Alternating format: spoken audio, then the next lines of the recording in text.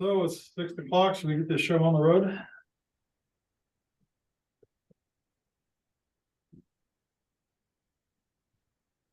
Everyone gets the human yesterday. All right, so we'll call this meeting of the Planning Advisory Commission to order. Okay, so roll call, we have everybody but Tim. So we have quorum? Yes. Okay, good. Next on the agenda is approval of the meeting summary of June 26th. Anybody have any revisions to the minutes? I'll make the motion to approve the minutes of that meeting. Okay, who wants to second? I'll second it.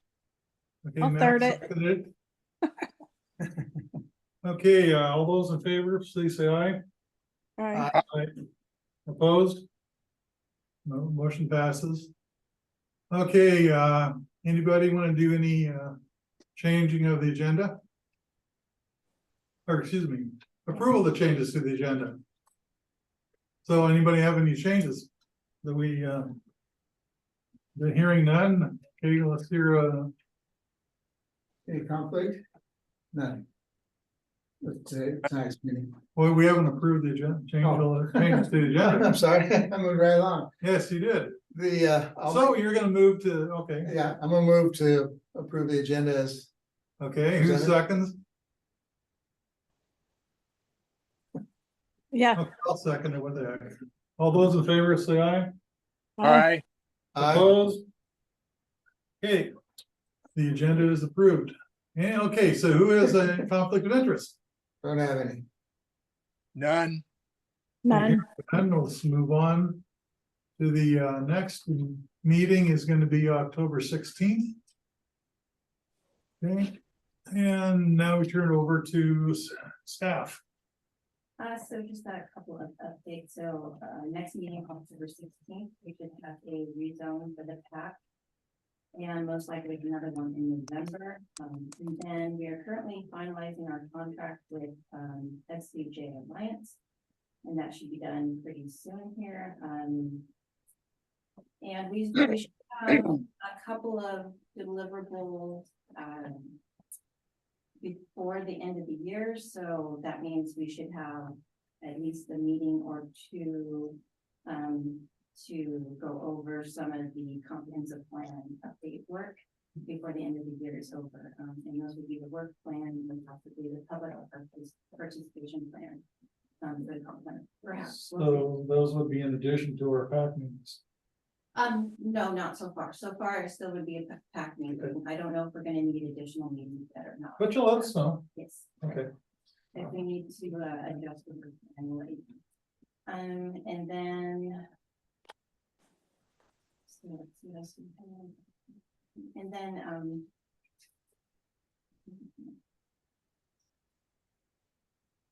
we should have an additional item before the end of the year related to this capital facility plan. I'll talk about it more after my presentation.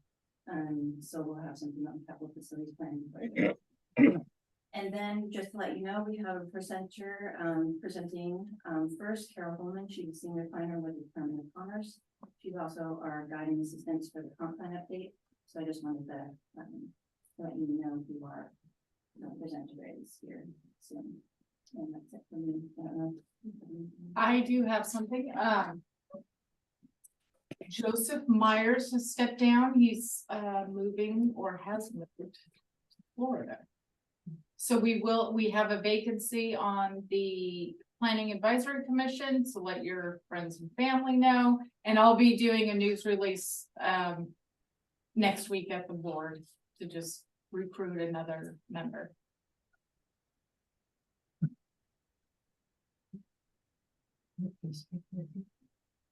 Do you recall what district he was from?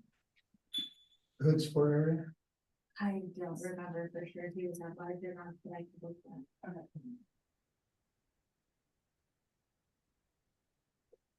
Can't seem to keep people here, can we? We need interesting stuff. It's gonna get that way. And we got a lot of work to do. Yeah. Anything else? That's all for me. Okay. Yep. So we've heard from staff, any? Thing else? Nope, okay. Moving on to other business. So, do we have any other business? Not from staff. Joseph Myers was District 2. Okay. How about from the commissioners? Any other business we need to have a chat about? Okay, doesn't sound like we have that either. And now we have public comment. The public like to comment. No, I'm here too, so. Okay, Mhm. well, you're getting quite an observation. Mhm. Yeah, let's see, can you scroll through these things? And now we have a number of public workshops that are going to be occurring when they get planned and scheduled and in the paper and stuff.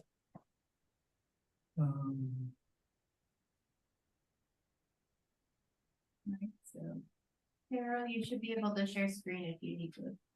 Oh, great. Thank you, Cal and Marissa. I'm happy to be here this evening. My name is Carol Holman. I am with the Washington State Department of Commerce Growth Management Services Unit. Just a quick test. Can everyone hear me okay? Yes. Perfect.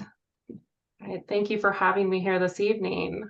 So I am just going to probably turn my video off while I'm presenting for fear of not having enough bandwidth and bogging the presentation down. So bear with me just a moment.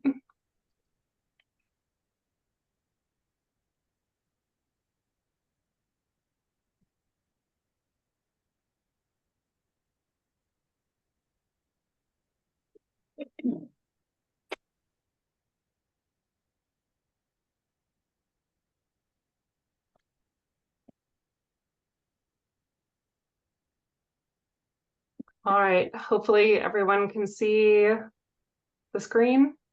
Do you see the presentation, the first slide, the GMA and comprehensive plans? Yes. Excellent. All right, well, as I mentioned, my name is Carol Holman and I am a senior planner with Growth Management Services. I provide technical assistance to jurisdictions in Kitsap, Mason, and Thurston counties, as well as 8 cities in King County.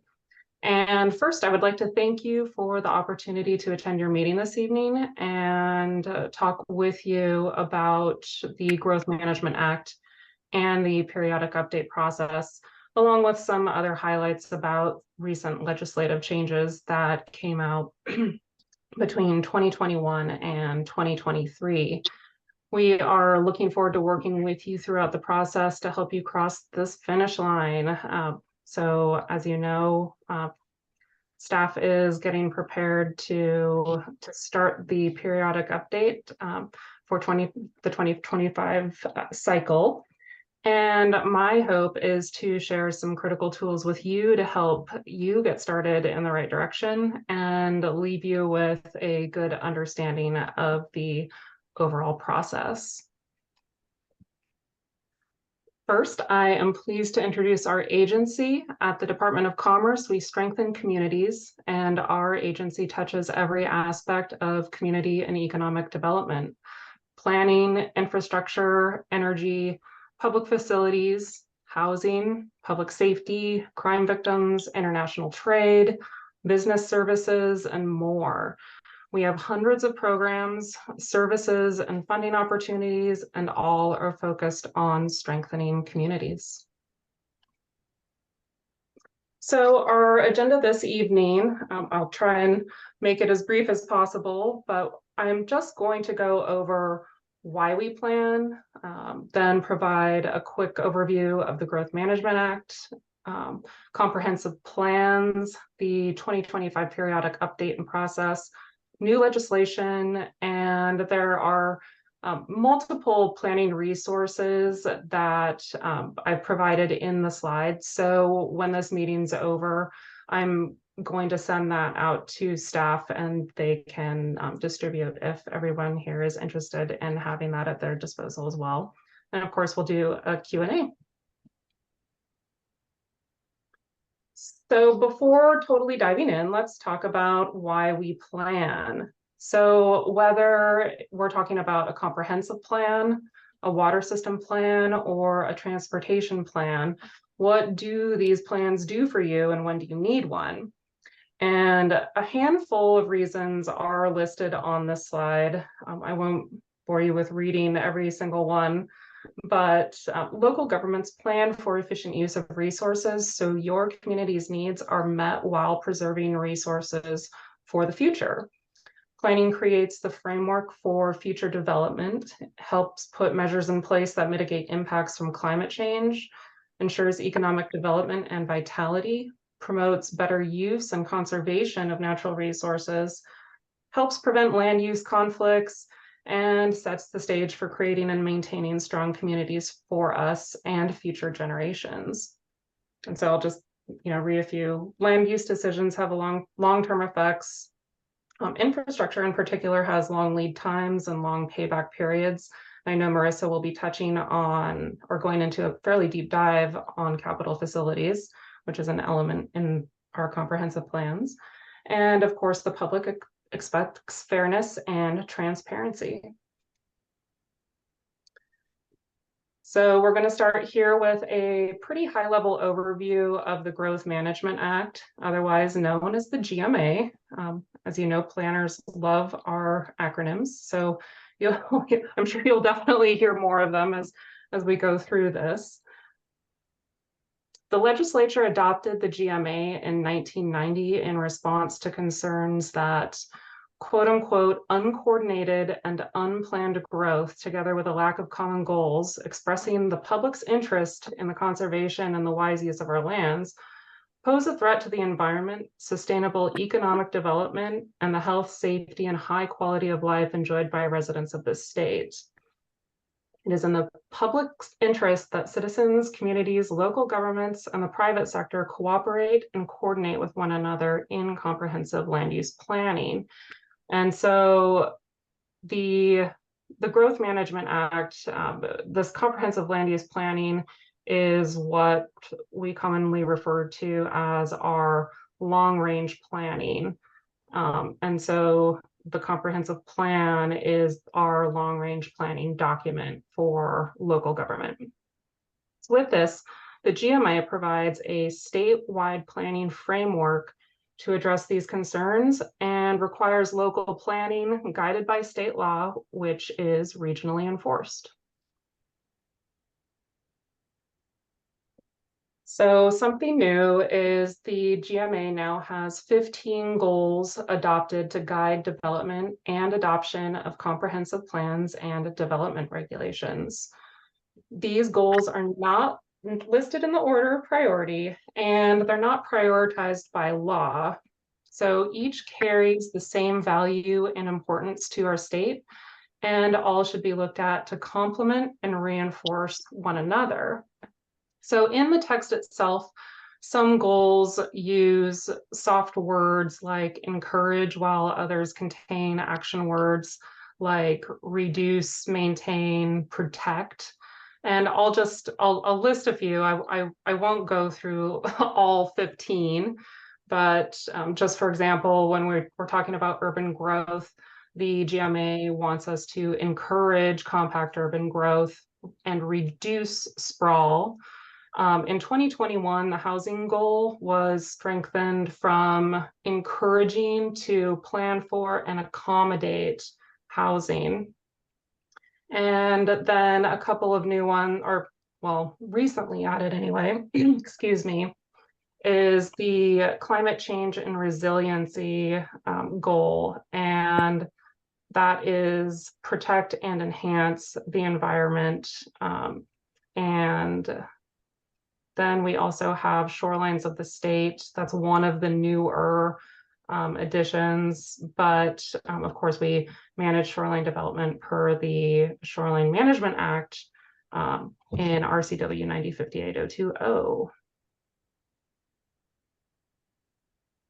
Next, we're going to run through Commerce's role in local planning. So Commerce is the primary state level contact for requirements under the Growth Management Act. And we provide technical assistance to help local governments comply with the GMA and implement their comprehensive plans effectively. Commerce Regional Assistance Planners like myself help jurisdictions with things like getting started with their comprehensive plan and code review, providing guidance on the GMA, and reviewing draft amendments. And just a quick note, Commerce is not a regulatory agency, but proposed and final amendments coming from local governments must be submitted to Commerce so we can review those for compliance with Growth Management Act statutes. This allows for review by other agencies as well, such as ecology, natural resources, and fish and wildlife.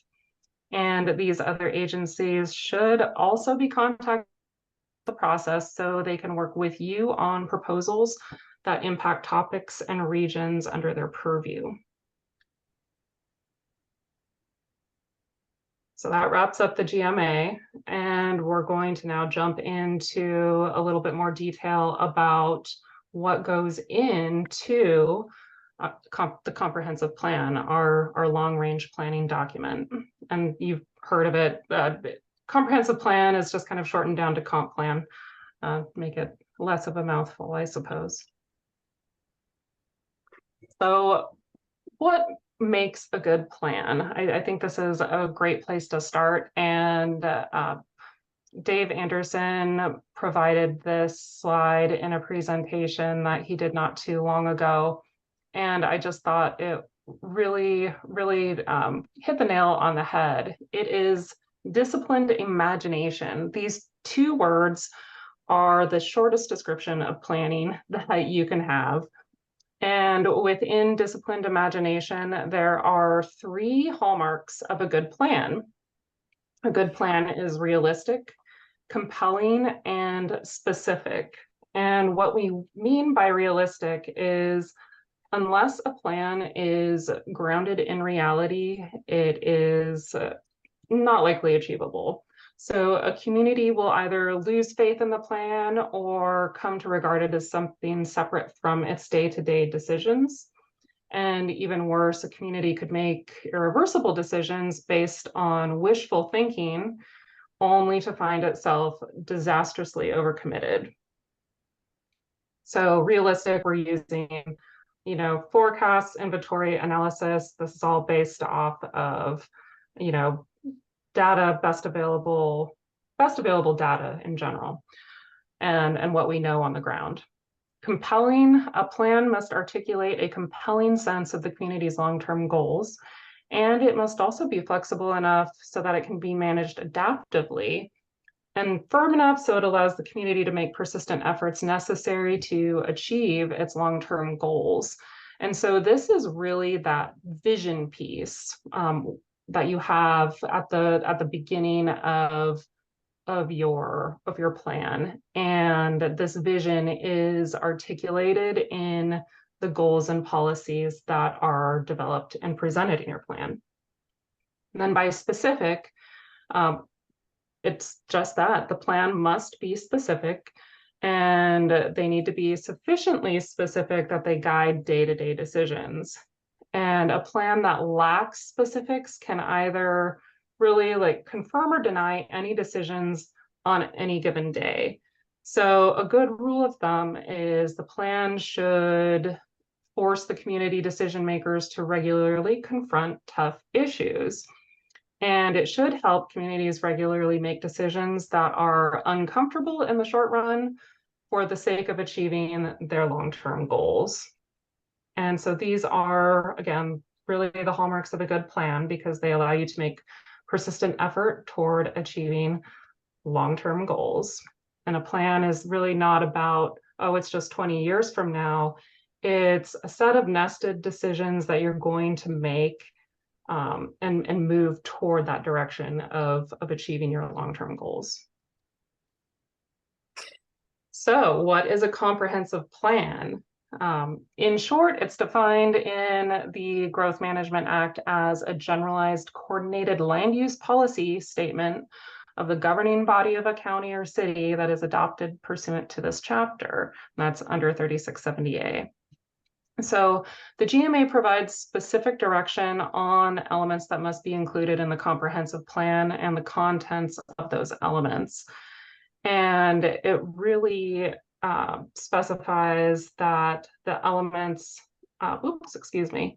for the comprehensive plans need to have specific and analytical policy requirements for each. So this is just one slide with all of the elements. You have land use, housing, capital facilities, utilities, rural for counties only, transportation, and climate resilience that are all required elements in a comprehensive plan. And we recommend an implementation strategy to document what must be done to implement the plan. And so in a nutshell, the land use element provides the layout for the community's future growth, and then transportation, housing, utilities, and capital facilities elements all must include an inventory of what is existing and identify what is needed now and to accommodate future growth. So there are also some optional elements for a comprehensive plan. One such example is an economic development, and I believe I saw there is an economic development element in Mason County's comprehensive plan. So next we're moving into countywide planning policies, and the acronym for that is CPP. So at a regional level, countywide planning policies shape regional policies and are developed by a county and all the cities within. These policies help ensure plans within a county are consistent with one another and work together to manage regional growth. The primary purpose of countywide planning policies is to ensure consistency between the comprehensive plans of counties and cities sharing a common border or related regional issues. And so for Mason County, that's Mason County and Shelton. Another purpose of countywide planning policies is to facilitate the transformation of local governance in urban growth areas, typically through annexation or incorporation of a city, so that urban governmental services are primarily provided by cities and rural and regional services are provided by counties. The first major tool that you have to implement your plan is your development regulations. And development regulations, according to the GMA, are controls placed on development or land use activities by a county or city, including but not limited to zoning ordinances, critical areas ordinances, shoreline master programs, planned unit development ordinances, subdivision ordinances, binding site plans, the list can go on and on, design standards. So these are adopted into the jurisdiction's code and are rules that help inform what, where, and how developments may occur, and the process in which the applications will be reviewed for these developments. So regulations provide predictability for developers and community members. And they also establish concurrency programs which ensure public facilities such as road, water, and sewer are provided with the developments that they will serve. And other regulations, I'll just touch on that really quick. That includes, your signs, landscaping, parking, appearance, health, safety within a community. So how do all of these things go together? So we were talking about the comp plan elements. We talked about countywide planning policies and development regs. And so the comprehensive plan must be both externally and internally consistent. Well, what do those mean? So by internal consistency, we mean all elements must be based on the same future land use plan map and population projection, for example. So is the plan based on the same set of assumptions? Do the plan elements all tell the same story? Can adequate public facilities be provided with plan development for concurrency? And in the GMA, they use the word interjurisdictional.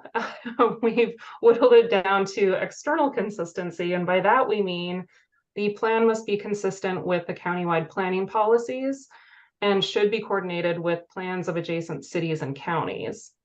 So finally, each jurisdiction's development regulations, planning activities, and capital budget decisions must be consistent with and implement your plan.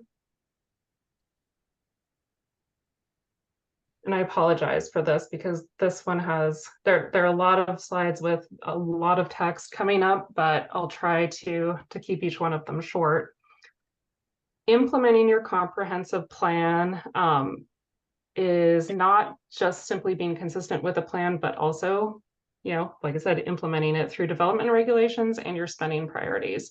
So, you're taking these goals, your countywide planning policies, your visions and goals and policies, and then you're implementing these strategies that have come together.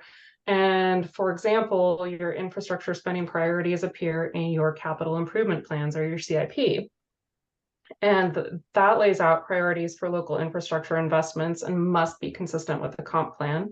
And then of course, your development regulations must be consistent with and implement the comprehensive plan, which then moves into your day-to-day operations, meaning every permitted project and every spending decision is consistent with all the way going back to your vision and policies in your plan.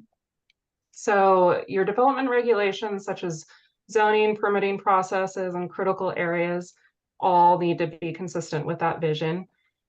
And we'll touch a little bit more on critical areas ordinances specifically in a later slide, but local governments must use best available science to adopt regulations to protect the functions and values of wetlands, critical recharge area, aquifer recharge areas, and of course, fish and wildlife habitat areas. Planning for urban growth is done through population projections made by the Office of Financial Management, and then also designation of urban growth areas. And so these areas are where urban growth shall be encouraged for the Growth Management Act goals that we had talked about earlier. And growth outside the designated UGAs can only occur if it's non-urban in nature. So your plan will define the specifics of your growth strategy, and a cooperative countywide process allocates population growth to cities and to the unincorporated urban and rural areas. So through this exercise, it might be based on space, water supply, sewer, desire to grow, and other facilities that can serve growth like transit centers. So cities decide how to plan for their allocated growth projections received from the counties. And then of course, in talking about and discussing UGAs, before you can talk about expansion, you must consider reasonable measures. And I won't dive into that in too much detail. I'm glad to touch on it during a later session. So once you've completed your comprehensive plan, each jurisdiction's code will have a specific process for amending and adopting the plans. Prior to adoption, 60-day notice must be provided to the state. Commerce and other agencies do not approve plans, and they are valid upon adoption. However, Commerce or other state agencies may point out areas of inconsistency, risk, or provide support for commendable decisions. And then let's see. And then as I stated before, comprehensive plans are updated every 10 years. That's a new update cycle. It is appealable within 60 days to the Regional Growth Management Hearing Board by anyone that has standing or who commented in the adoption process. And while the GMA allows direct review by the courts rather than have GMA disputes proceed directly to the court, The Growth Management Hearings Board was established shortly after the GMA to hear and determine allegations that a city, county, or state agency has not complied with the goals and requirements of the GMA in order to shorten the time appeal process.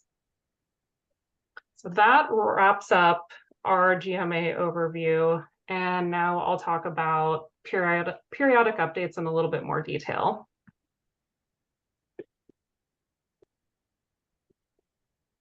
So the GMA requires that jurisdictions review and revise every 10 years, and Mason County's next periodic review is due June 30th, 2025. And the first step will be a detailed review of your existing plan and development regulations. So few counties and cities will be able to adopt a finding of GMA consistency without first making at least some revision to their plans and regulations. And this is because ensuring consistency requires a consideration of updated population projections, amendments to GMA statutes, Growth Management Hearings Board, and court interpretations of GMA regulations, and on-the-ground changes in the community. So jurisdictions that don't complete their updates do risk eligibility for certain grant and loan programs, so it's really important to stay up to date. The good news is, of course, you're not starting from scratch, and it's an update to your existing plan and regulations, so you're definitely not starting over again. And I really like this visual because it provides such a great overview of the process. And it's on a continuum, and it's not necessarily in order. You're going to have some of these steps happening simultaneously. You know, some are over the course of months. Some of them could take years. And I do want to point out that there are three really important steps for your update. And the first is related to the review component. So of course, this is where, you know, the periodic update checklist and the critical areas update checklists are filled out, completed. Commerce has these and other checklists for your use during the update. And the periodic update checklist is going to be the first deliverable for your periodic update grant, or PUG, as we have started calling them, which is kind of a cute acronym. And completing the list will help ensure that you've covered everything and allow you to measure progress throughout this process. So it's a real important tool to keep some of the smaller statutory changes from slipping through the cracks. And then second, when you're noticing and adopting ordinances and resolutions, please make sure your findings reference the update requirement. And when the process is over, make sure you declare in your recitals that your update is complete. Noting completion in your final action is really important. And then when you're done, notify us that you consider the process complete. We, of course, need to track and update progress for the purpose of grants and loans. So we just need to know where you're at. And you might be wondering why I've highlighted initiate county, city collaboration, and public engagement. And this piece is important. Public engagement can come in multiple forms. So charrettes, workshops, online surveys. You know, there isn't just a one option fits all. Not one is going to be the answer to doing all of your public engagement activities. And so it's important because it's very critical in your comprehensive planning update process, because it helps form the community's long-term vision. We're talking about where they want to work, or where they live, work, and play. So these engagement events are a really great opportunity, for example, for Planning Commission and council members to interact with the community. And all of this is explained in a letter that went out recently. So real quick, the critical areas update, we talked about that a little bit earlier. the best available science must be included in developing your critical areas regulations. And we have a lot of resources to help you with your CAO update, including a checklist and a guidebook. And we encourage you to reach out to other state agencies such as Ecology and WDFW early in the process. So I provided links for you here.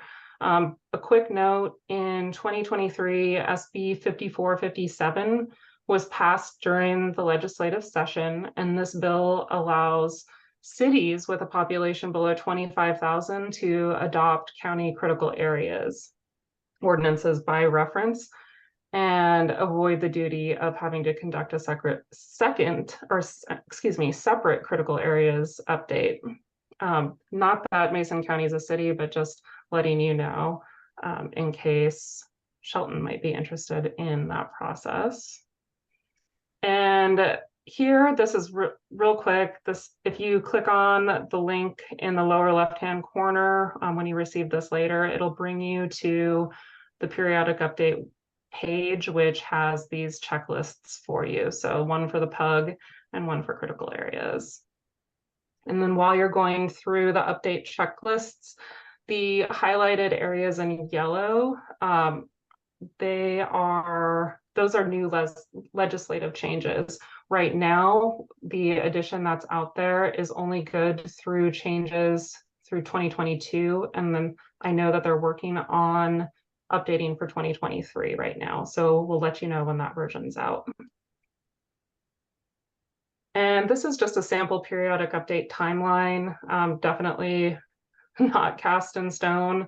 And you might not be interested in following this at all, but right now, since we're beyond the July 1st, 2023, it's kind of good to have, your grant taken care of. I know we need to finalize a contract, and then you can start thinking about your potential comprehensive plan changes, any rezones that are needed, your capital facilities, transportation updates, critical areas, and so on and so forth. And so this kind of breaks this 2-year time period into blocks that help identify a timeline of work to be done.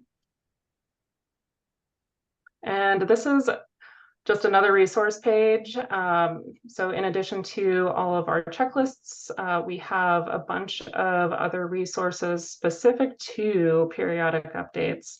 So there is a quick guide to Washington state agencies, a full guide to the periodic update process, and a quick FAQ page. And I have included links to each one of those. And Mason County is, I believe they've received notification for your periodic update grant. This should have been sent out a few weeks ago. If you didn't receive it, let me know. But Mason County is eligible to receive $350,000 in periodic update grant money in a non-competitive grant funding formula to update its comprehensive plan. And just a few quick notes. Your checklist is your first deliverable. Funding is available beginning back in July 1st. So any work that you started on or after that date, make sure that you're tracking all of that. It's reimbursable, and you get half of that in the first year and half of that award in the second year. So new legislation. I'm going to shift gears a little bit and just go over some of the new to the GMA legislation that occurred between 2021 and 2023. It's a long list, and I definitely don't have time to go through every single one of them. I don't want to put anyone to sleep. But over the last 2 sessions, the governor and legislature made historic investments and updates to the GMA with the intent of supporting our communities and addressing as many problems addressing as many problems as possible that our communities are experiencing. And so There's a combination of housing requirements, legislation pertaining to UGAs, limited areas of more intense rural development expansions, changes to definitions, and tribal participation in local and regional planning. And so I'm just going to highlight a couple of them in following slides. First is going to be House Bill 1220 pertaining to housing. So the GMA has a new housing goal, and we kind of touched on the verbiage used earlier. It changed to plan for and accommodate housing affordable to all economic segments. So House Bill 1220 was signed into law in 2021 and significantly strengthened the GMA housing goal. Communities are now directed to take more action to achieve their housing needs. And the requirements for local housing elements have been updated to include conduct an inventory and analysis of all housing needs by income, identify sufficient capacity of land, include policies to support middle housing, make adequate provisions for all housing needs. And so now this includes documenting barriers to housing availability, such as gaps in local funding and development regulations, and addressing racially disparate impacts, displacement, exclusion, and displacement risk. So this is I like this graphic. It was developed by our housing team, and I have borrowed it from one of their presentations. It just provides a really nice overview of the housing element update process, which is, a real significant piece in this next update. And it also, provides little notes about where you will find the guidance and the tools to help you complete each one of these steps. And so it's going to start with using Commerce projected housing needs to allocate to jurisdictions. Next, you'll show sufficient land capacity for each income level and housing type. Then identify barriers to housing need and document programs and actions needed to achieve housing availability.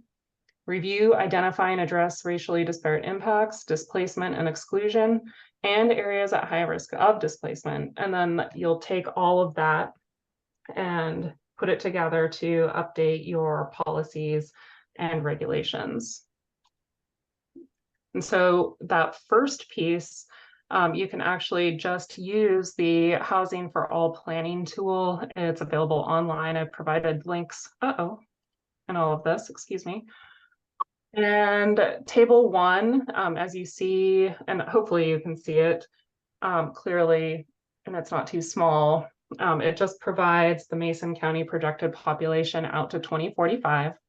And then when I plugged in that medium population projection of 82,932 into the field for table 2, it yields projected housing needs based on that input for all of Mason County.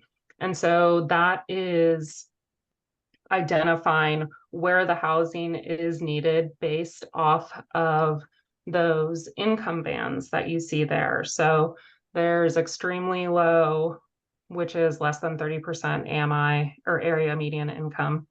Then 30 to 50%, 31 to 50% is very low, so on and so forth. And it also identifies the housing needed for emergency shelter and housing, and also for the permanent supportive housing.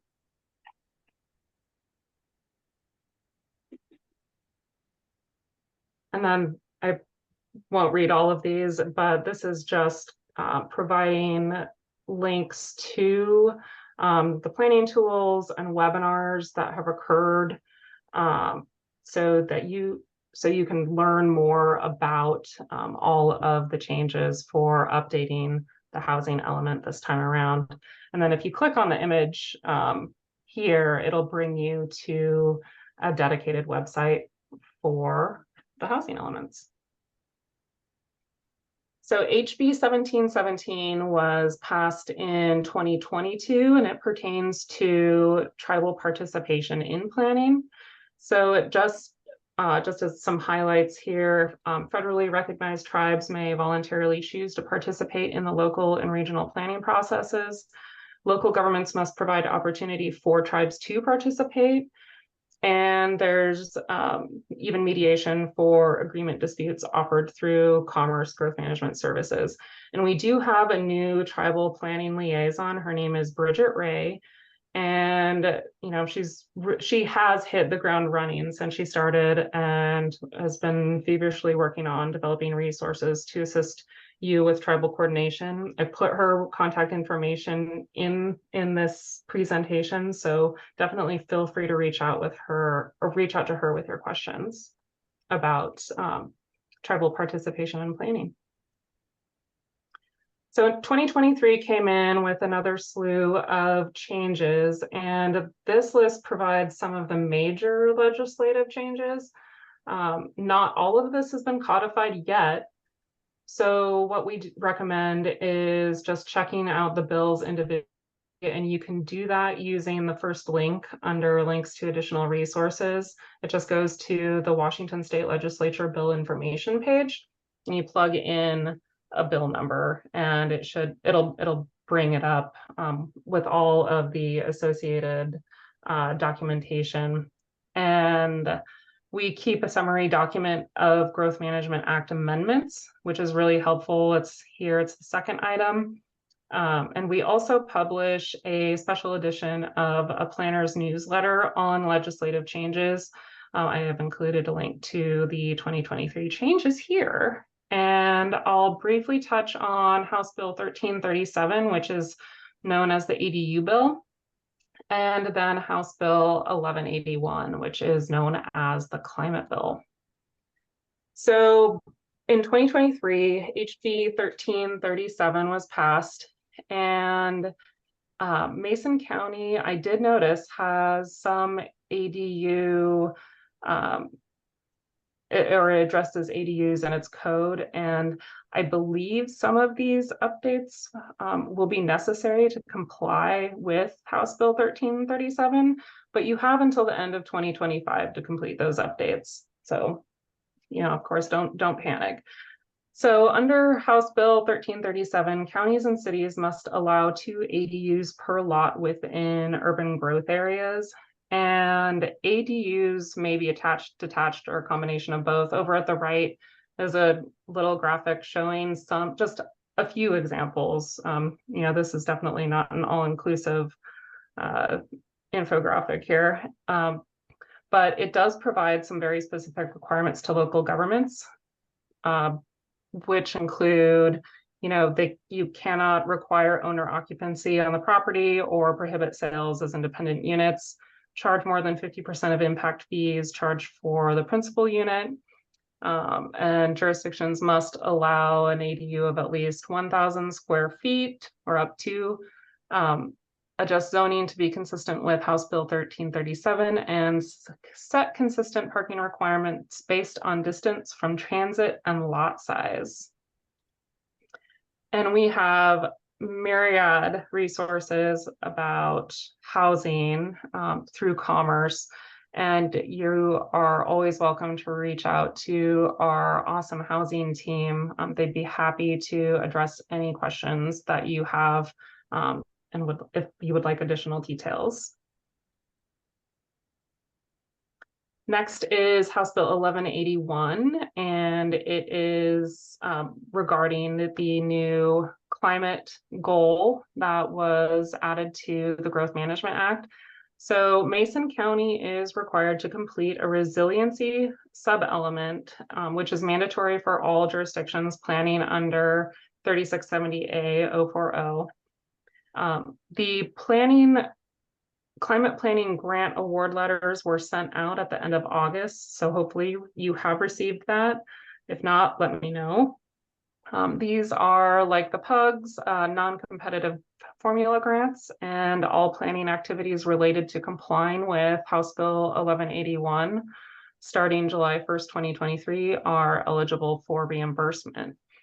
And our climate team has been working hard on developing a model climate element. And so I have provided links to that guidance document in the lower right there.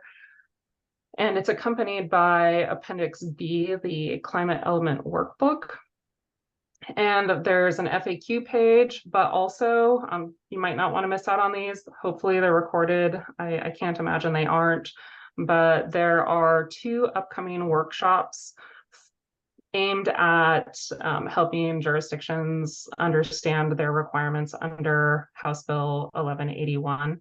The next one on the 21st, and the second installation is on the 19th. So I did provide links for anyone interested to register online. The climate element does, have an environmental justice piece, and it requires consideration of environmental justice in order to avoid worsening environmental health disparities. And EJ is also woven throughout amendments to the Growth Management Act. So the climate element must prioritize climate resilience in communities that will disproportionately suffer from compounding environmental impacts. The land use element will avoid worsening environmental health disparities, and the transportation element will ensure multimodal levels. Those multimodal levels will achieve environmental justice goals. And before closing, I want to point out the short course on local planning resources. This is, if you are interested in learning more about planning in Washington, we host a virtual short course monthly using the Zoom platform, and you can just sign up on our website. We also have, guidebooks and, that goes along with the course. This is very popular. I think it's one of the most popular courses that we have. And one final list of planning resources available online. I mentioned earlier the 2025 periodic update workshop series.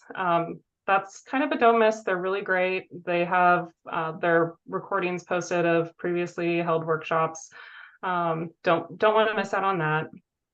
And the MRSC website is another great resource for answering questions from local governments on numerous different topics, including land use planning. And that concludes the presentation this evening. I know it was a ton of information, and I just want to thank you for your time and attention. I'll go ahead and I'm going to shut this down right now so that I can turn my video back on. And I am happy to take any questions that you have now, or you can email me, either way. Okay, well, thank you, Carol. It was very informative. Does anybody on the PAC have anything to bring up or want to discuss with Carol? None. How about from our observers? All right, is Mason County going to be putting in a grant application for this resilience plan due October 31st after $20,000? Yes, and I believe I just got some clarification on the grant. Unlike the comp plan update, we have 2 years to use it, and the money's for the climate.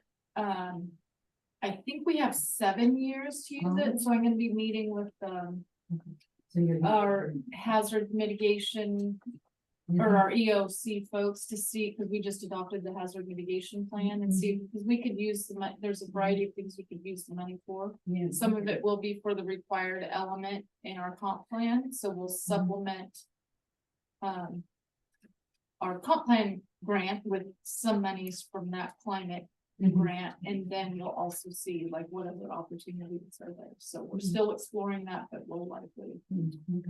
How about the periodic update grant?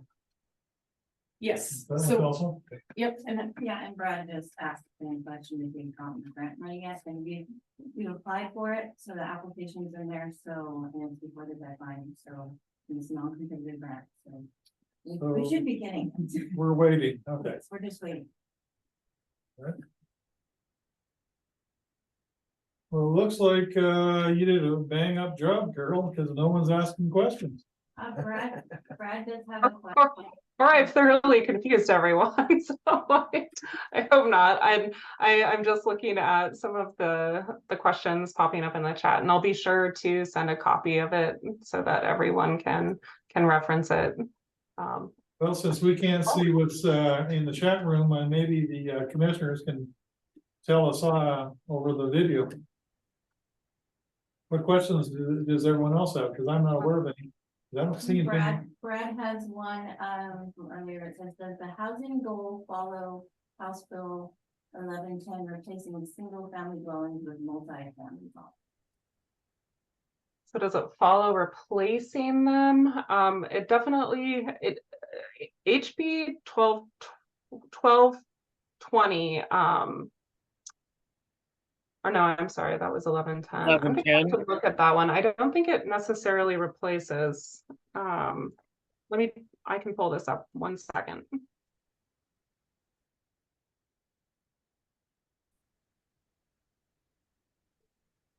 We definitely, I personally don't want Mason County to become a suburb of King County, replacing single family houses with sixplexes.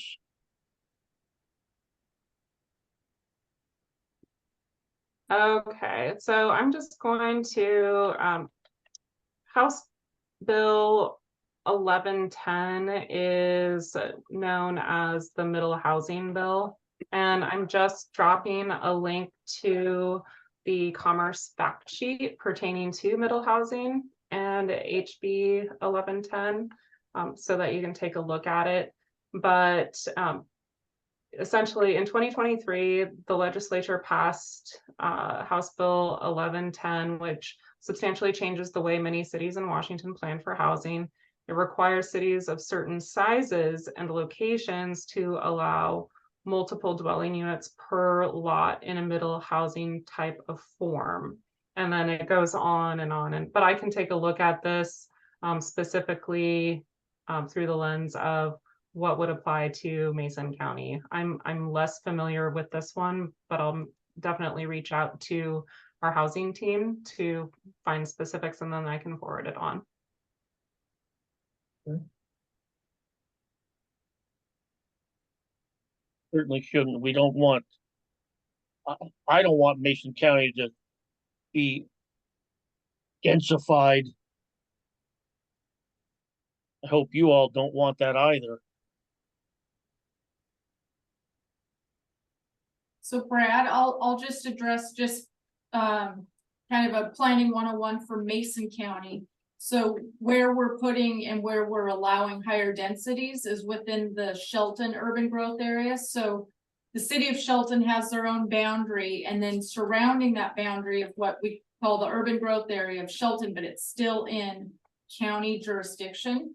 And so it's where public services, infrastructure, water, septic, water, sewer, power, roads, where that could be extended. So we allow the higher densities around Shelton, as well as the town of Allen and Belfair.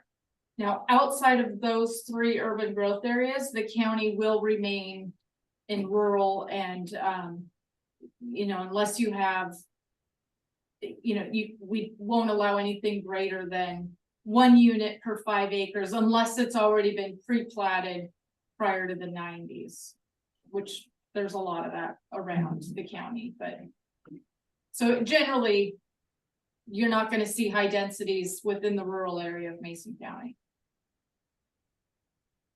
Okay.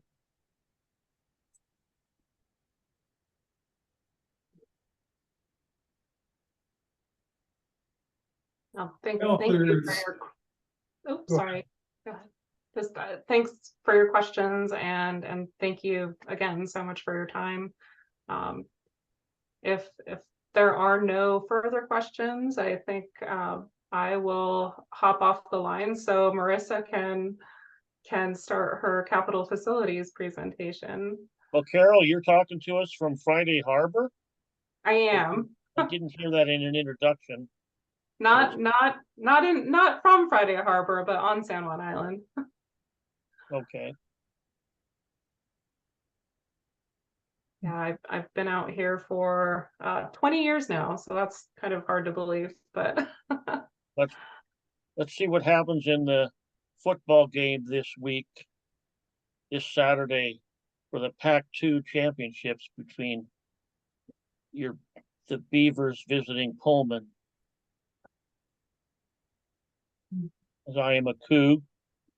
Your LinkedIn site said you're a Beaver. I am a Beaver. Yeah, that was my undergrad. Thanks for the information. Absolutely. And hopefully I have an opportunity to meet everyone in person in the near future. Have a great evening. Two. Thank you.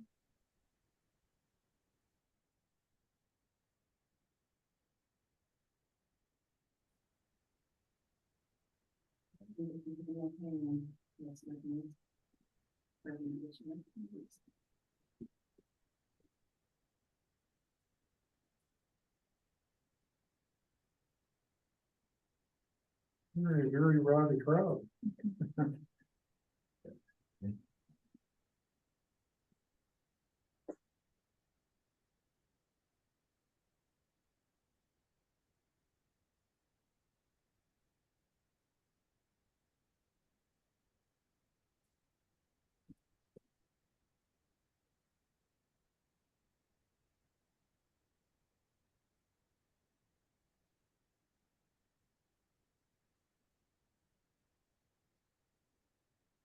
So Carol's presentation will be put on the PAC homepage. And is this plan also up on the PAC MC PAC homepage? We have a specific page for the comp plan. That'll have all the materials for the update process, and we can put the presentation up there as well. And I will send out the link to you guys once I get it from her. It sounds good. Okay, so Mason County Capital Facilities Plan.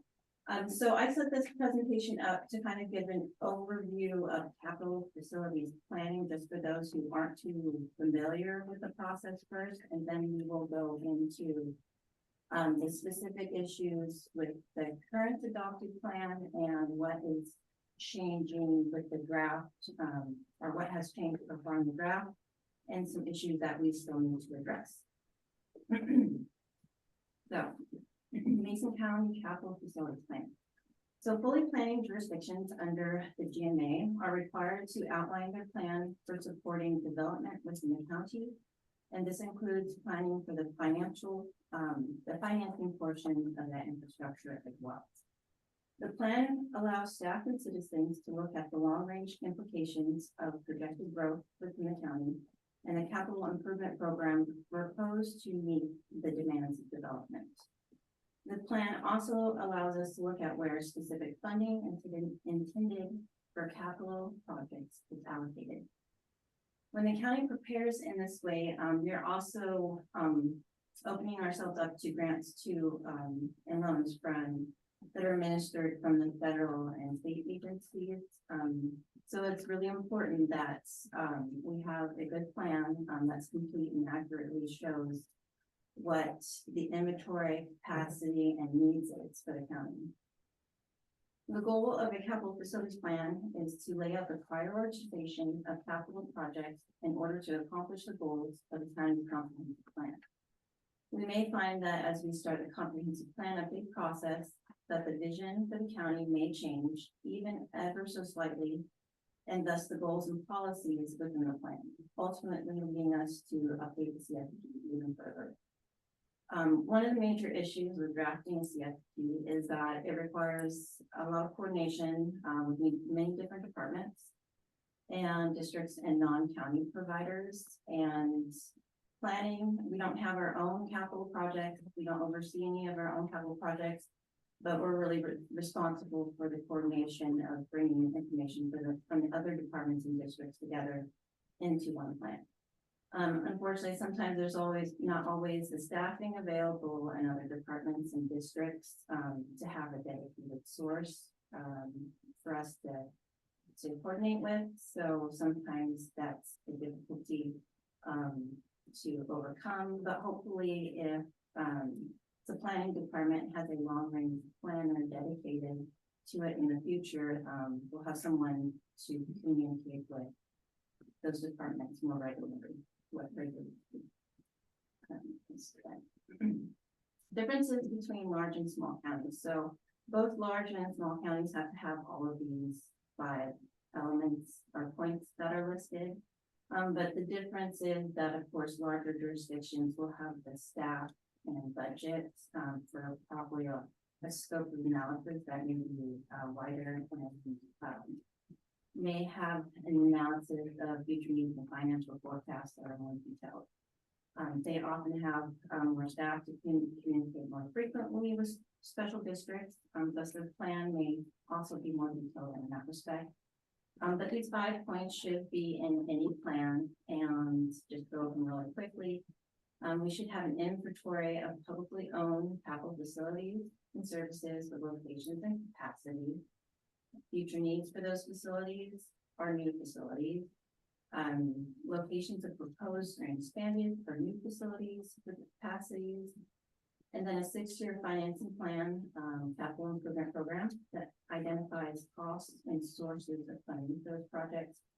And then somewhere in the plan, we need some kind of statement about reassessing the land use element if our funding falls short for funding those projects, or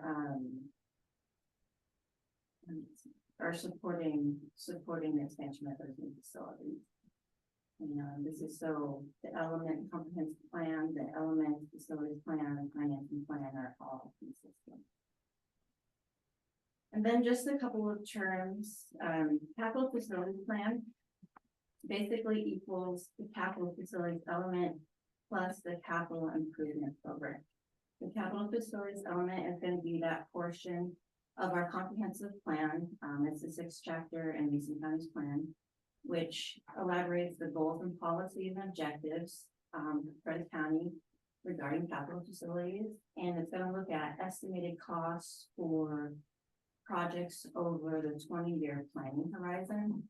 So this portion is not going to be as specific as your capital improvement program. And this portion too was also updated recently. You need to update it at least every 10 years, so every periodic update. It needs to be updated according to RCW, but of course some jurisdictions may need to update it more frequently. And then the capital improvement program is that 6-year planning period.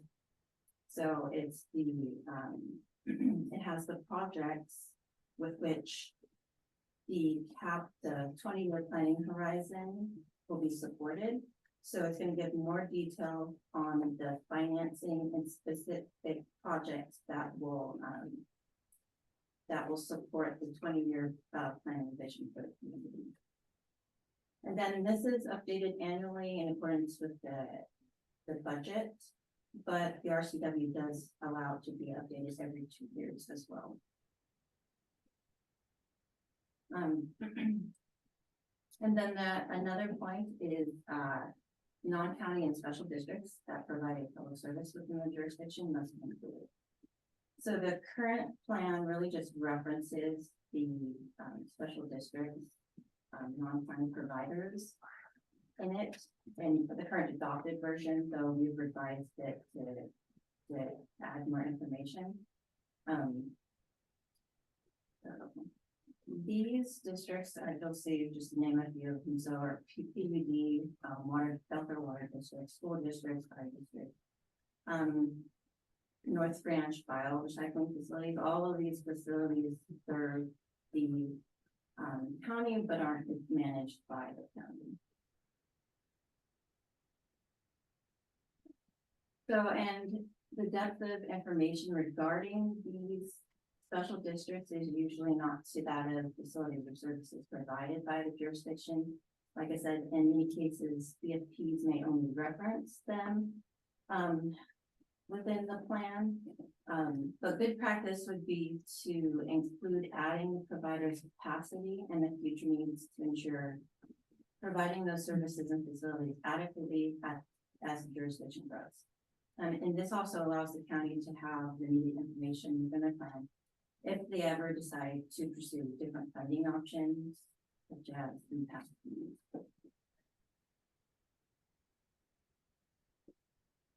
What is necessary for development? So the county should be defining what facilities and services are necessary for development to occur in the county, and then those facilities and or services should have identified levels of service.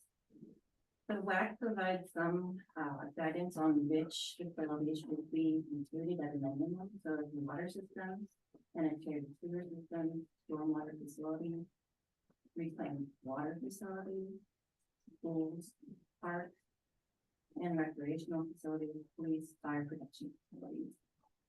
So the current CFP has a table that is labeled level of service, and it was added in the last update. It needs to be updated, which we will be looking at here when we bring the element forward. Some of the current descriptions of level of service aren't very helpful in quantifying the service needs, so we should look at those as well. And I will have some suggestions. This is especially seen in addition to some of the special districts. Something we'll dive into once I bring that forward. Another piece we should start defining is projects we are including in our 6-year capital improvement program. There's nothing in there that really states what we should be including in those project worksheets, whether it should be projects over a certain cost or projects with a certain life cycle. Not necessarily every project pertaining to a service or facility needs to be included in the plan. But the county needs to define the parameters for what should be included, taking into account things such as life cycle costs and costing over a certain amount of money, whether it's a structure, improvements, piece of equipment, or a major asset with a life cycle greater than so many years.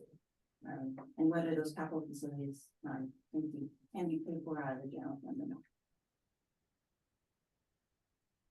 And then the big one, the forecast of future needs. Forecasting future needs starts with comprehensive plan policy. In particular, the county-wide planning policies. Questions that will come up during the comprehensive plan update may include: what are our goals for the county as a whole, areas whether rural or urban, and what kind of framework will accomplish these goals? The capital facilities elements in the capital improvement program are just more levels of detail regarding how we accomplish those goals for the county. Other important questions for the plan could include: does the capital facilities plan provide the strategies and tangible direction for providing for the fulfillment of the comprehensive plan goals? So, for example, if a portion of the UGAs be annexed and annexed portions are required to be serviced by sewer, are there strategies outlined either prior to annexation or concurrently in order to meet the needs of development? And if funding is not able to support the need for infrastructure, are our growth projections and the allocations for urban growth area, will they need to be reassessed? Our alternative funding sources may need to be sought out. In the current plan, there's a great need for better forecasting of needs and taking a look back at the policies within the CFP and deciding if they need to be revised. And beyond that, I think the plan then needs to take those policies or revised policies and forecasting needs and provide tangible strategies for each system or facility in regards to meeting levels of service.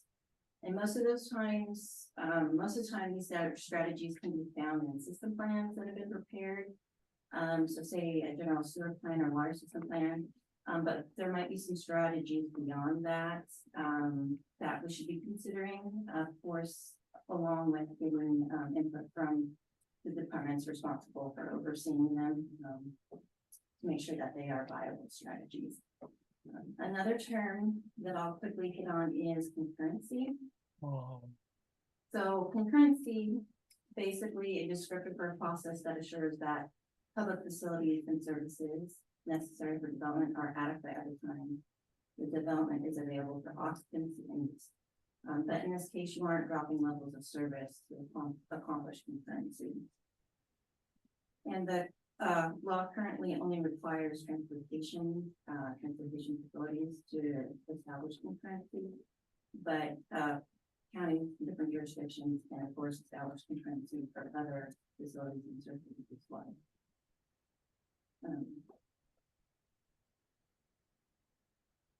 And as I mentioned earlier, if a facility or service can't keep up with the development demand, then the county needs to elaborate on their strategy. They are willing to take, depending on the situation, to if there are levels of service are not dropping below what they should. And then WAC gives a little guidance on strategies. They talk about reducing demand for demand management strategies, reducing levels of service standards, which isn't really something you really want to do, but in some cases, I guess it may be required from increasing revenue, reducing the cost of the needed facility, reallocating or redirecting planned population and employment, and phasing growth or adopting other measures to adjust the timing of development, and then revising countywide population forecast. And then, so that was a little bit of an overview of some of the basics of capital facilities with the requirements that are required to be in plan. And then some of the issues with the current adopted capital facilities plan. And we've already been working on some of these, but I just wanted, some of our members may not be familiar with the plan so much, so I just wanted to outline some of the issues. So of course, the layout right now, the adopted version combines the 20-year planning horizon for capital facility improvement and the 6-year financing portion. And it's a little bit less cohesive. If I were the average reader, in reading through that document, I really wouldn't know what I was looking for. So, what the RCW was, asking me as a community member to look for, what makes a good plan. I wouldn't know that really by looking through that document. So working on the layout, the inventory, very vague, regarding the systems. It doesn't really explain the makeup. So, how wells support the water system, how many pump stations support the sewer system, how many feeder miles of pipe support the system. Those are all part of what the county maintains and all part of what they define it as well as just the main facility. So that information has been missing from there. Location and existing service area. The current plan has pretty generic GIS maps in it with locations. And again, another issue with, it doesn't show all of the components of a facility or service that is just on the main location of the main facility. So, and the RCW really just like we have to have addresses or GIS coordinates in there. And for updating purposes, if you are maps that you have in there, especially when you have to update something annually, the headers. So, and like I said, most of those maps really don't tell the whole story anyways right now. So, and then in general, with existing service area, the system in general indicates how many connections are served, but doesn't indicate how much capacity beyond those numbers the system can provide for. And the level of service, like I said earlier in an earlier slide, there was a table added in 2017 that added a bunch of different services and facilities and levels of service. And some of them aren't even completely filled out, and some of the measurements that were used may not adequately tell us what the capacity and what their future needs are. So I've been working on drafting something different that, especially with special districts, that would give us more of an idea of the capacity, and communicating with those districts with what their future needs are. And then. So future needs. The element portion, the 20-year planning piece, like I said, is vague on the capacity needs. The project worksheets provide a little more detail, but not too much.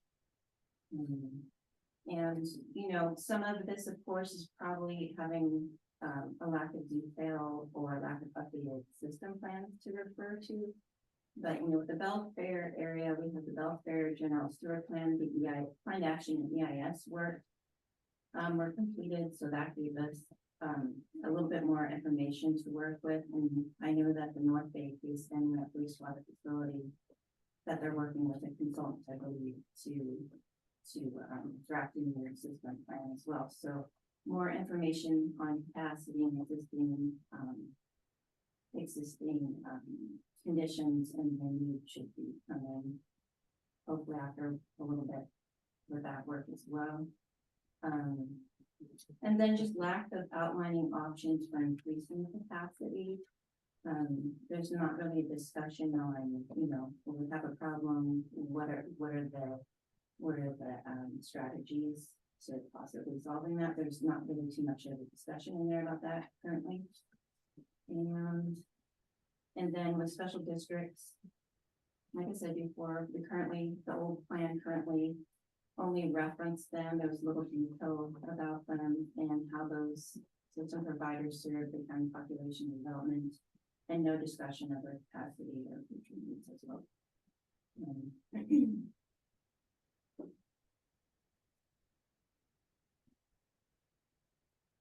So why is the plan useful?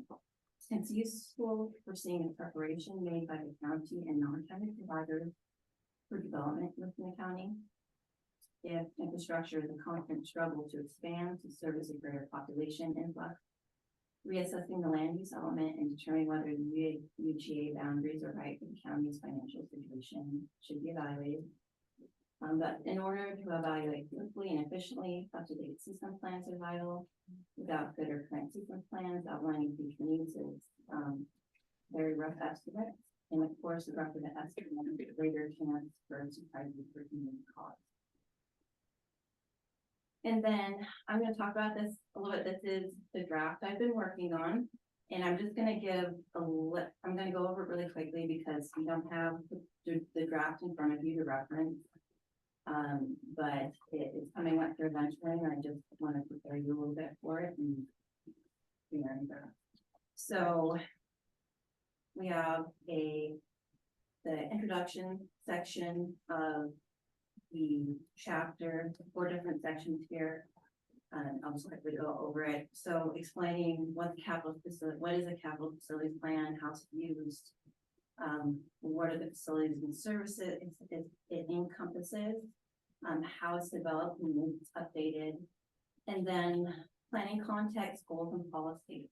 So on the last update, the goals and policies, even the ones that were specific to capital facilities planning, were pulled out.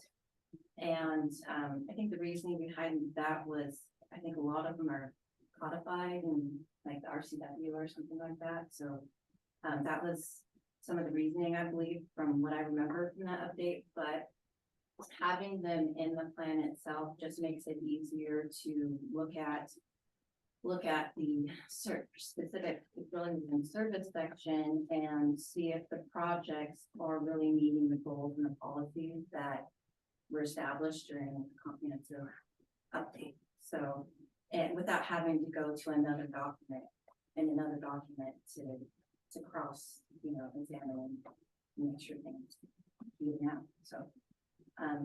So the idea is to pull those back in there. And like I said, when we look at the document more fully, we may decide that those goals and policies need to be updated, especially with the comprehensive update process that we're going to be starting.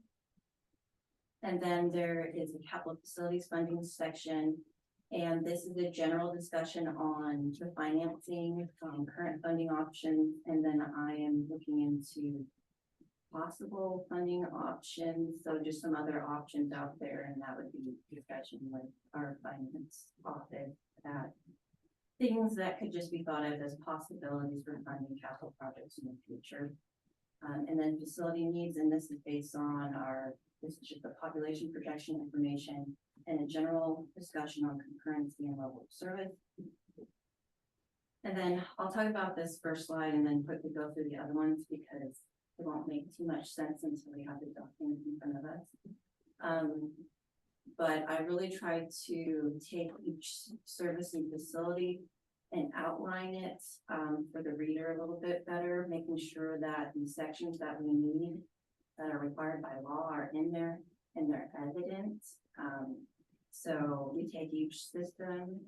So for example, water systems, the county manages and operates 2, Beards Cove and Russellwood, and you should have a facility inventory discussion on facility inventory, capacity and existing conditions and facility needs. And then for the overall facility and service, the discussion on general financing and level of service, and the detail on the level of service discussion is something we can discuss as we start the review process as well. I know some other jurisdictions, they just refer to their system plan for a discussion on level of service, but you know, it just depends on how much detail we want in the comments. And we'll talk about that when we get to a workshop for that. But so this kind of outline is done for each facility and service. So solid waste, we've got parks and trails, county administrative buildings, police and criminal justice facilities, stormwater management, habitat improvement, and then transportation facilities. And then the non-county and special district facilities, like I said before, these don't have to be as detailed, but they should have at least a facility inventory, capacity, and the facility needs. So this kind of guides like what kind of funding would be appropriate in the future.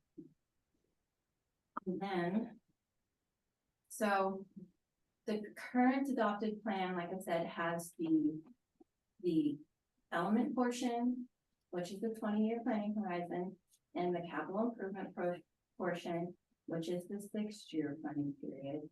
And the 6-year planning period has projects that are planned and financing with the first year is approved. The first year financing is approved in the budget. And then the other 5 years are, they're supposed to be reasonably attainable, that financing. But the first year is approved in the budget. So current version has them combined together, and the idea with the update is to separate them.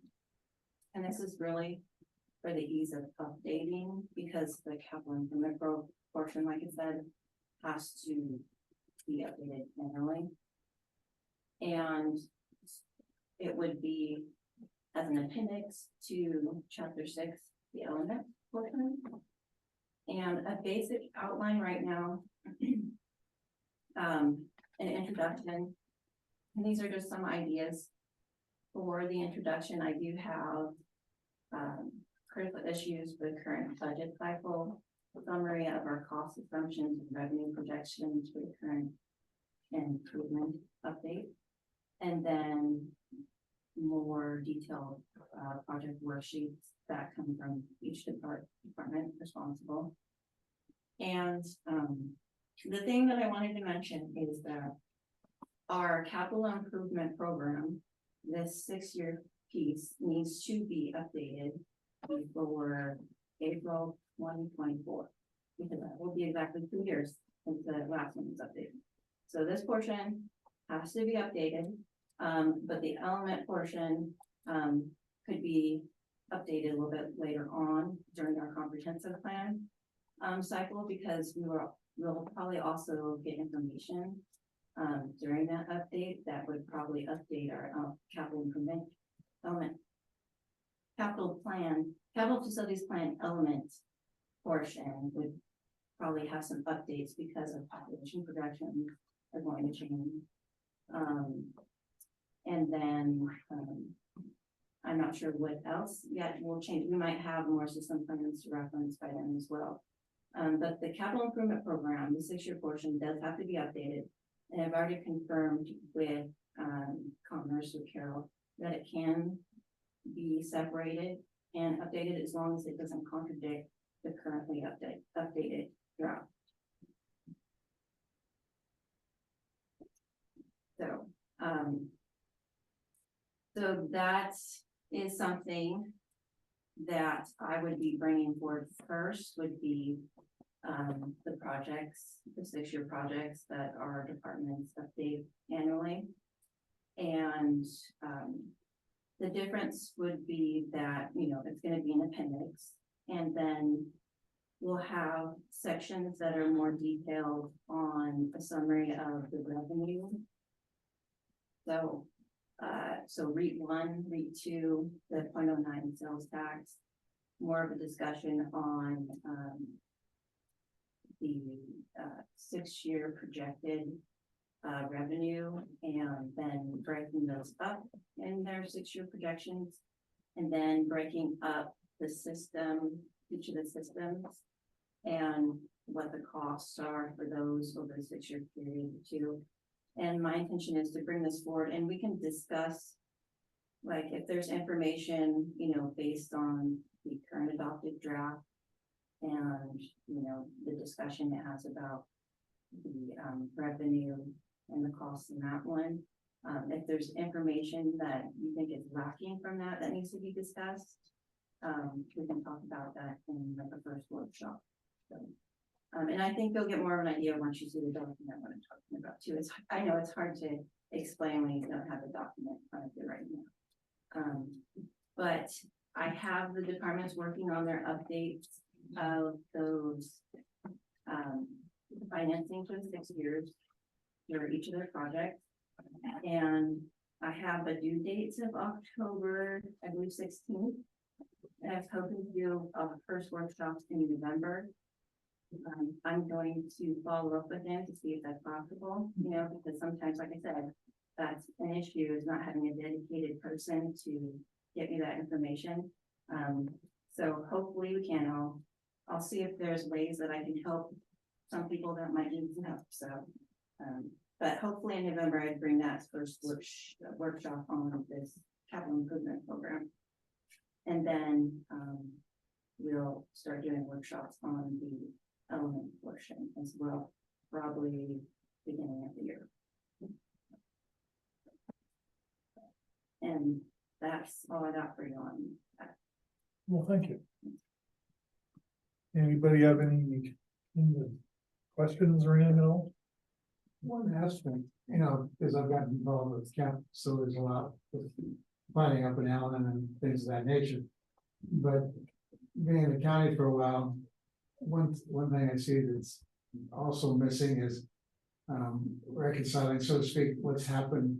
There's, we make some of these predictions, we have the different goals, we have the different plans, and then what did happen, what is resulted. And so a little, to me, some kind of reconciling, you know, the past, the present, to figure out the future, so to speak. So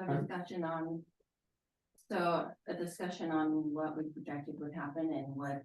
Well, I'm just saying, when we review these annually or biannually or every other year, whatever, that in the process, and it's a big lift right now getting these all up because they're not anywhere close. Because I've been reading the capital facilities thing from Commerce, that 113-page document, and I know enough to know that we just haven't been there. And okay, so as we try to bring up each segment, you know, wastewater, water, the different parts, everything. The biggest thing I've noticed is that we just don't, partially because we don't have it, but we haven't taken the time either to address, okay, where did we come from? You know, as an example, North Bay Case Inlet. A couple of years ago, there was a debate between, I was working with a developer, working with Richard Dickinson there in Public Works. And the developer had a plan to bring a certain number of users onto the system. they thought, at the beginning, they had no problem, but then they got into it and said, we got a capacity problem. So then I started analyzing, then I took the next step and started analyzing, how much are they really pumping and what are they pushing through there?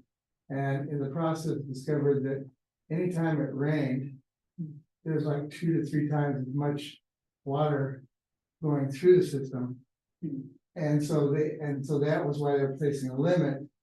And if we changed how things were constructed and then came back and reviewed it later, we might find out our capital facilities had more capacity than we were giving it.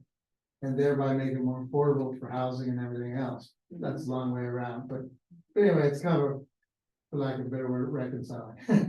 So anyway, that's where I was coming from. So thank you.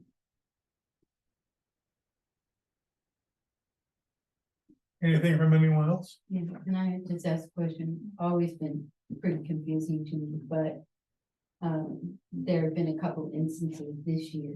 So people come in and they have a request. And I'll give the example of some money that was needed by Port of Grapeview. So the commissioners wanted to do that, but it wasn't on one of these lists.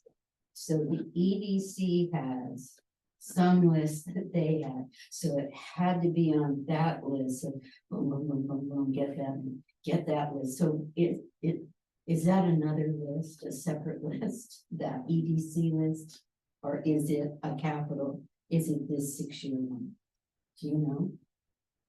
The EDC does have a separate list. Yeah, It's called the SEDS list, which I can't. that's right, sense list, whatever that means. CEDS, I cannot. And they update it like every year or every month if they need be, yeah. But so this process, I think this might be the first time that, in this capital facilities plan element with our, now that, not necessarily for this annual update of the 6-year capital improvement plan, but for the capital facilities element under this comprehensive plan update, we will coordinate with the EDC and our budget office and our departments. So it's like, for the first time, like, hey, let's all recognize you have to do this, we have to do this, let's all like coordinate this as much as That's gonna possible. be very helpful. because Yeah, and it's been I like- don't see that that's been done before with the No. capital facilities, it's Yeah. ignored it, and so now. Yeah, Yeah. yeah, because it's always. Now, we have no idea, we're not gonna make promises, but at least. In the time, since I've been here in 2005, I think this will be the first time we're making a concerted effort to be as. Inclusive as possible. I told the commissioners a couple of years ago, you could just get one of these. Just one, North Bay case inlet one, Yeah. whatever, just get one of these. Don't do it all at once. It's gonna be potentially a real, blockbuster getting this all done because it hasn't been done for 20, 30 years. Right, Right. what the BART bill looks like. Yeah. Bar. But I think we also, to Marissa's credit, she's had the ability to do a lot of research and Sure. just like, and then, so. You guys are getting a first look at this presentation, we're taking it internally as well. And now that we have a county administrator that we haven't really had and, for a long time, that's a helpful, person to kind of help coordinate the cats. As Right. opposed to just Marissa trying to do that on her No, own, so No disagreement. it's a good time to do it. Sounds like you also have a lot of taskmasters.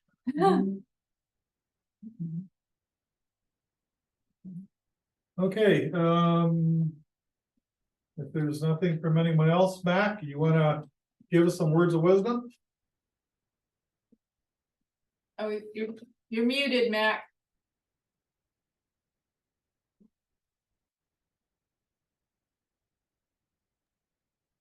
We can't hear you, Mac. Can you hear me now? Yes. Okay, no words of wisdom, but I'm gonna really be looking forward to going through the handouts when we get them from Commerce to actually get down into the details. Okay. And you're gonna be sending this out too, right? Yes. Yeah. Okay, so I guess we pretty well run out the agenda. Sure, there's nothing on the chat, because I know that. Who was asking anyway? Oh.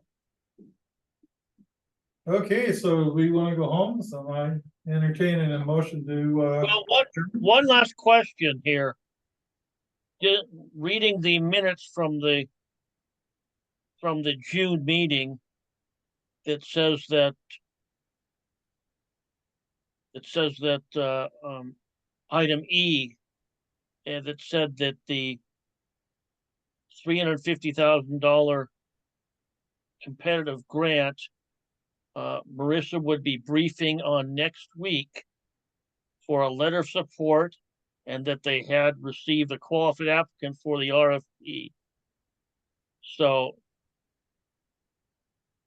and what's the status of when did the RFP go out? And do you have a qualified applicant?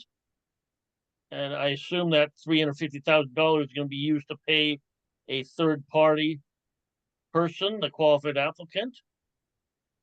What's the status of that? How was that arrived at? If the contracts are finalized? So, yes, we had one qualified applicant apply, SCJ Alliance. Who? I couldn't understand you. You're very difficult to understand, the microphone in the commissioner chambers. Can you hear me now? Unfortunately. Yeah, it's Echo reverberating. there now.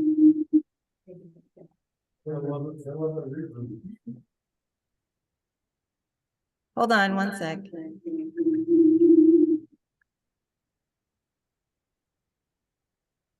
Does the commissioner chambers have one of those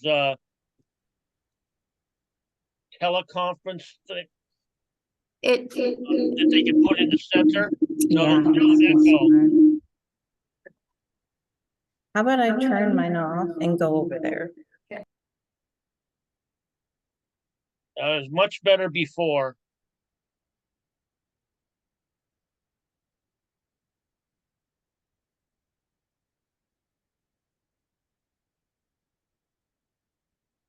It ain't really that friggin' important, so. Okay, can you hear me now? Is that Yes. clear? Okay. So we did have one applicant, and this was back in, I think it was back in July now. It's been a couple months. They've been working on the contract for a few months here. But we did have one applicant, SCJ Alliance. I did brief. Sierra Tango Juliet. STJ Alliance. Sierra Tango Juliet. No, SC as in Charlie. Charlie, yep, SCJ Alliance. Hold on, so X-ray Charlie Juliet. XCJ. No, Oh, Sierra. Sierra.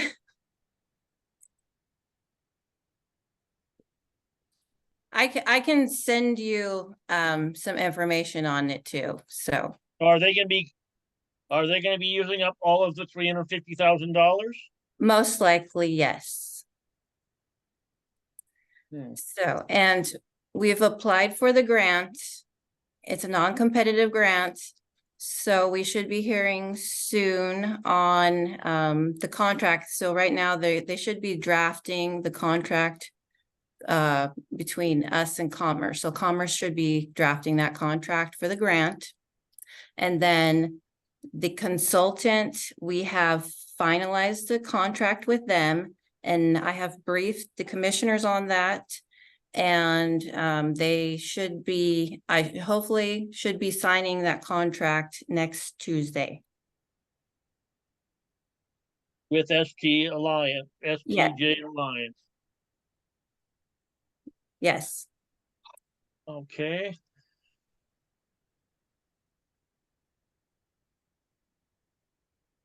Any other questions on that Nope. one? Okay. All right, so in that case, we're still entertaining a motion to adjourn. I'll make a motion to adjourn. Okay, and Mac, you seconded it. Thank you. All in favor, please say I'll aye. second it. Uh, All opposed, hearing none, we're adjourned.